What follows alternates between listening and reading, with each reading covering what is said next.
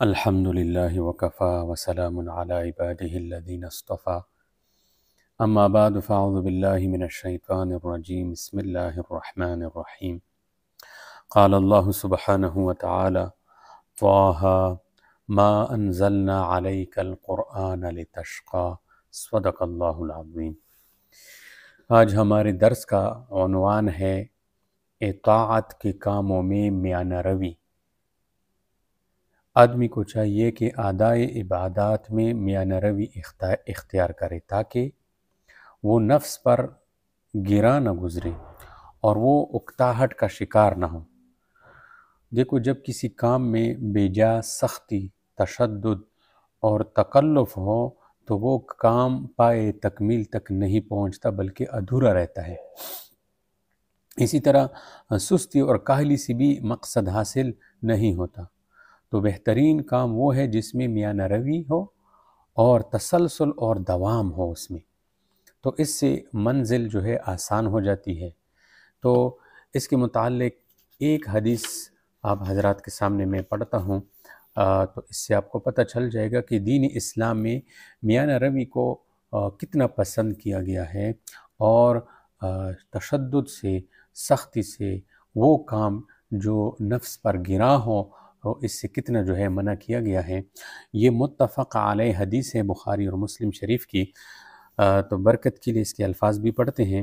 وعن انس رضی اللہ عنہ قال جاء ثلاثة رهط الى بیوت ازواج النبی صلی اللہ علیہ وسلم يسألون عن عبادة النبی صلی اللہ علیہ وسلم فلما اخبروا كأنهم تقالوها وقالوا أين نحن من النبي صلی اللہ علیہ وسلم قد غفر له ما تقدم من ذنبه وما تأخر قال أحدهم أما أنا فأصلي الليل أبدا وقال الآخر وأنا أصوم الدهر ولا أفطر وقال الآخر وأنا أعتزل النساء فلا أتزوج أبدا فجاء رسول الله صلى الله عليه وسلم إليهم فقال أنتم الذين قلتم كذا وكذا اما واللہ انی لأخشاکم للہ واتقاکم لہ لکنی اصوم وافطر واصلی وارقد واتزوج النساء فمن رغب عن سنتی فلیس منی۔ حضرت انس رضی اللہ تعالی عنہ بیان کرتے ہیں کہ 3 آدمی نبی کریم صلی اللہ علیہ وسلم کے ازواج مطہرات رضی اللہ عنہن کے گھروں میں آئے، اور وہ نبی علیہ السلام کی عبادت کے متعلق پوچھ رہے تھے۔ پس جب انہیں بتایا گیا تو گویا انہوں نے اس سے کم سمجھا۔ جب ان کو بتایا گیا نبی علیہ السلام کی عبادت کے بارے میں تو انہوں نے کہا کہ ہمارا نبی علیہ السلام کے ساتھ کیا موازنہ، ان کے تو اگلے پچھلے تمام گناہ معاف کر دیے گئے ہیں۔ تو ان میں سے ایک نے کہا میں تو ہمیشہ ساری رات نماز پڑھوں گا۔ دوسرے نے کہا زمانہ بھر کے روزے رکھوں گا، کبھی افطار نہیں کروں گا۔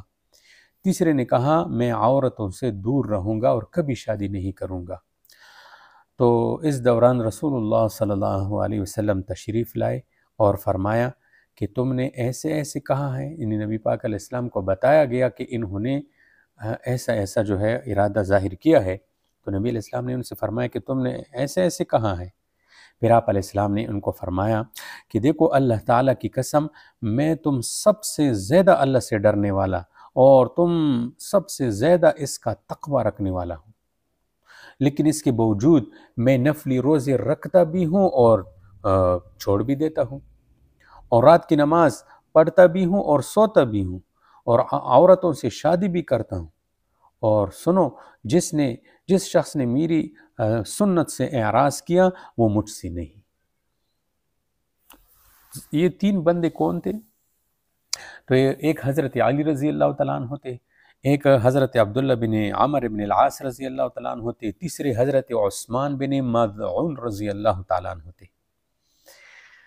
انہوں نے جب یہ بات کی کہ اینا نحن من النبی صلی اللہ علیہ وسلم، کہ ہمارے نبی علیہ السلام سے کیا مناسبت، ہم کو آپ علیہ السلام سے کیا مناسبت؟ مطلب یہ تھا کہ آپ علیہ السلام کی مغفرت کا وعدہ اللہ تعالیٰ کی طرف سے ہے، آپ علیہ السلام کی مغفرت یقینی ہے، ہماری مغفرت یقینی نہیں ہے، اس لیے ہم کیا کریں گے؟ عبادت میں خوب مشقت برداشت کریں گے تاکہ اللہ تعالیٰ راضی ہو کر ہماری مغفرت فرمائے۔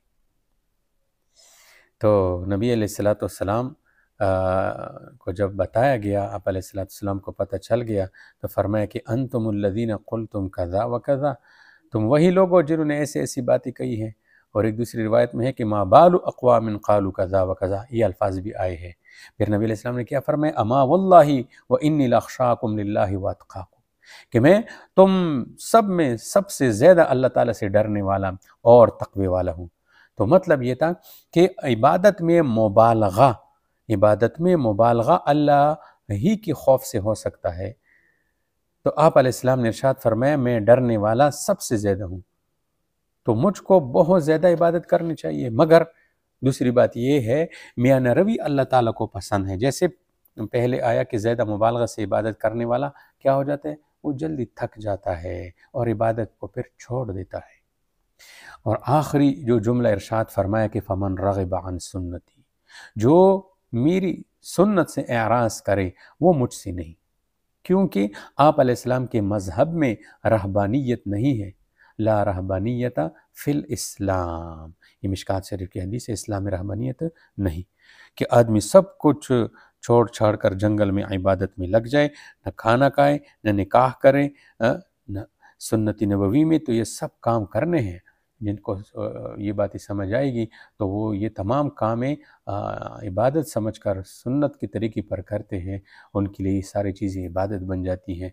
تو اللہ تبارک و تعالی ہمیں دین میں میانہ روی کی سمجھ عطا فرمائے اور تشدد سے، سختی سے اللہ پاک ہماری حفاظت فرمائے۔ وآخر دعوانا ان الحمد للہ رب